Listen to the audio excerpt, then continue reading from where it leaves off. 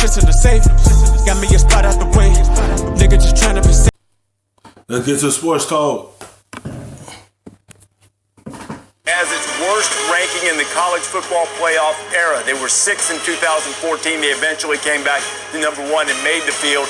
Utah is its best ranking for a Pac-12 team since Washington made the playoff in 2016. And the final top 4 had a change from the previous rankings in 4 of the 5 college football playoff seasons. So not really any surprises, Kirk, as you look at this. This is pretty much how we expected the top 6 or 7 to stack up. Yeah, and like we said, I think the most intriguing thing for fans, that this whole thing is confusing. The easy thing is if Georgia wins, then you're going to have the same 4 in the final rankings. It's as simple as that. The numbers will rearrange a bit. If you know, Reese, you just said if the other 3 lose, more than likely they're still going to stay in it. Let's say Georgia beats LSU. The discussion will be, as we know, Utah plays on Friday night against an Oregon team. If they win that game, they sit back and watch Saturday, and they watch Oklahoma, who's been behind Utah all year long with in the eye. Georgia, no. This is a big game.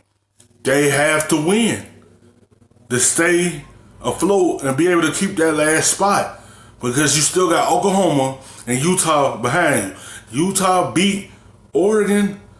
They're going to watch and see if you're going to lose. Oklahoma going to wait and see if Georgia going to lose. Wait to see if Utah going to lose so they can move up in that 4th spot and go jump ahead of them. To the committee to see if they have enough in that opportunity against the number 7 ranked team in Baylor. And by the way, if you're Baylor, you're pulling for the Oregon Ducks, because if the Ducks win and the Baylor Bears win, Baylor sneaks in as that 4th team. Yeah, that's the thing. If you look at it right now, if Ohio... I forgot about Baylor. If Baylor beat Oklahoma and have a Big 12 championship over their head, and Utah lose, they can sneak and be the number 4th team. So it's like 3 teams behind Georgia that want that last spot to play for a national championship. Georgia know they got their backs against the wall. They can't afford to lose this game against LSU. State were to lose, you walk through this, they've already beaten Wisconsin once, so you've got to split. LSU plays a team that is currently ranked 4th, and Clemson has just looked like one of the best teams, and I think they've done enough to be one of the top 4 regardless of what they do. So really, are you in agreement that we're really only talking about one spot? Yeah, absolutely. I think so. I think that LSU, Ohio State, and Clemson right now are in a league of their own. And I think right now it's whether Georgia beats LSU to get in, or it's that 4th spot. To me, it's interesting, the conversation about Utah. Again, they've been ranked ahead of Oklahoma and Baylor in every college football playoff ranking without having beaten a team currently in the top 25. So to me, that says, in the eyes of the committee, they passed the eye test. They are a dominant team on both sides of the football. Defensively, they're giving up 50. It's Utah performance on the field, and the committee watching that, how they perform on the field, and that's why they still rank ahead of them teams, because how they perform on the field. Last game, they dominated. So they looking at that. They looking at how you dominate on the field, how you perform on the field, and they gonna keep them ahead of them teams. 6 rushing yards a game, best in the nation. Offensively, they run the football with Zach Moss. They've got an efficient quarterback. They've got the most impressive non-conference resume between themselves, Oklahoma, and Baylor. So it's interesting. We saw Oregon now move to number 13. Is there anything Utah couldn't do? If they just win the game, is that enough to ensure their spot getting in? Is there anything Oklahoma or Baylor could do if LSU beats Georgia and leaves that one spot open? The advantage is with the Big 12 having a chance to sit back and watch it Friday night and see what happens. And I don't think that, and Reese, you always teach us that these could be razor thin. I don't know that it's that simple that if Utah wins that 4th spot is thin. It's Georgia for the taking. If they win, that's only one spot left, because the 3 spots ahead of them already secured. Clemson, LSU, Ohio State, they spot are secure. It's just that one spot everyone gonna be watching and see what's gonna happen to the team in front of them and see who can sneak in there.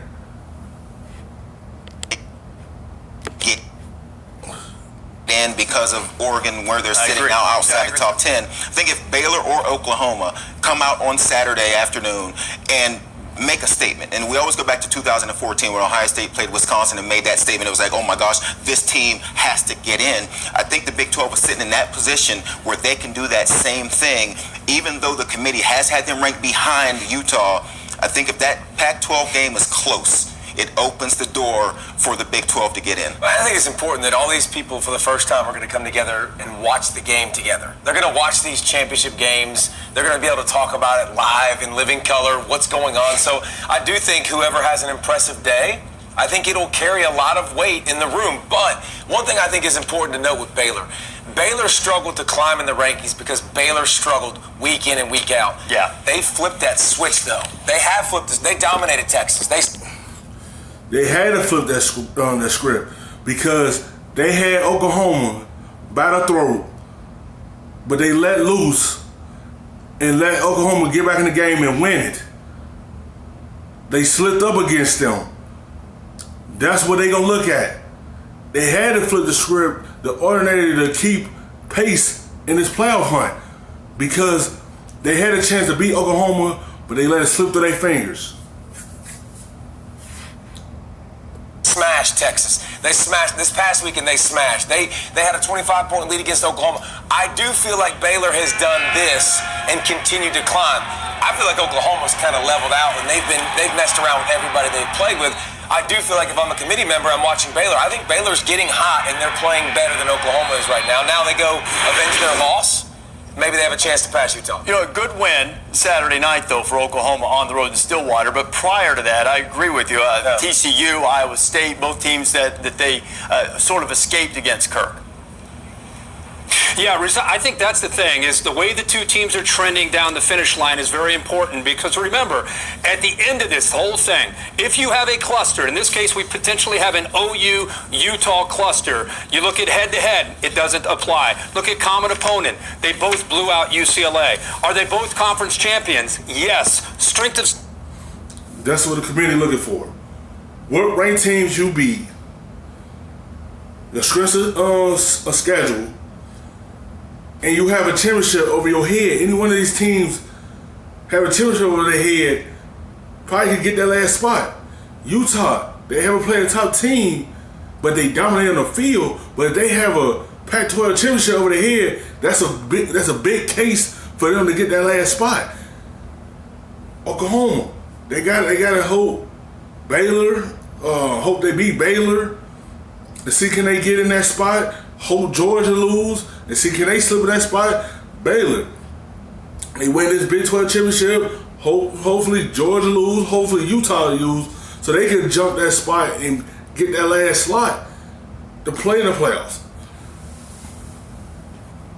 Schedule is the last thing. It would give OU a narrow advantage as far as strength of schedule. It could come down to the metrics, or it could come down to who is finishing last and looking the best as far as the committee looks at it and the way they're trending in the last 4, 5, 6 weeks, which would give Utah an advantage. Yeah, you look at some of the various metrics, the strength of schedule that Kirk mentioned. Utah is one of I think there are 4 teams in the top 10 in offensive and defensive efficiency, measuring how they've played. Utah has an advantage there, big advantage defensively over Oklahoma, but Oklahoma's much improved on defense from the past. And then Baylor lags behind a little bit on offense. I think with the record and strength of schedule, though, Oklahoma does have the advantage. Yes, that is correct. Oklahoma do have an advantage. They played ranked teams. They beat a ranked team in Baylor, and they have a case. It's just that one bad loss that had a setback for them. I wish they have a case because they beat a top 25 team. If they wouldn't have had that one bad loss, they'd have had an opportunity to probably be in that 4th spot. But that one slip up have them have to hopefully teams in front of them lose. Oklahoma also has a better loss. Utah has a better loss against Oklahoma, having lost to USC and K-State. Yeah, that's true. Yep.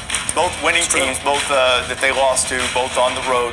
But Utah, the caveat, they lost to a 13 quarterback too. USC had its backup. What's up? Thank you so much for watching ESPN on YouTube. Don't forget